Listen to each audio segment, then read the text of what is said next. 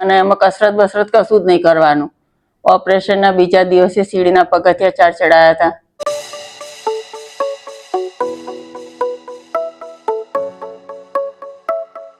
મારું નામ અરુણા મોદી છે. હું ઊંઝાની છું. મને જોઈન્ટની અંદર કેટલા ટાઈમથી તકલીફ હતી. પછી મેં બહુ બધા ડૉક્ટરોની મુલાકાત લીધી તો કેસી સરનું નામ મળેલું કે કેસી મહેતાનું કસરત વગરનું ઓપરેશન કરે છે. તો પછી મેં એમની જોડે વિઝિટ કરાવી તો સરે બધા મારા રિપોર્ટ અને બધું લીધું. પણ મને પૂછવામાં એટલે મને ખબર હતી કે એલર્જી થાય છે. તો પછી એલર્જીનો સરે મને કીધું કે તો કોઈન ટેસ્ટ કરવા પડશે. તો કોઈન ટેસ્ટ કરાયા તો એલર્જી આવી એનાથી. તો પછી સરે મને સિરામિકનો જોઈન્ટ નાખવાનું કીધું કેસી મહેતા સર. એ જોઈન્ટ તો મને નાખ્યો 2 મહિના થઈ ગયા. બહુ સરસ છે એ પગની અંદર. અને એમાં કસરત બસરત કશું જ નહીં કરવાનું.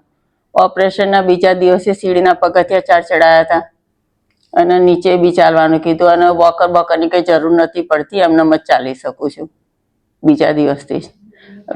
અને 2 મહિના પછી બીજા પગનું ઓપરેશન કરાયું. એમાં પણ અત્યારે બંને ટાઈમ ચાલું છું. બીજા દિવસથી કોઈ તકલીફ નહીં.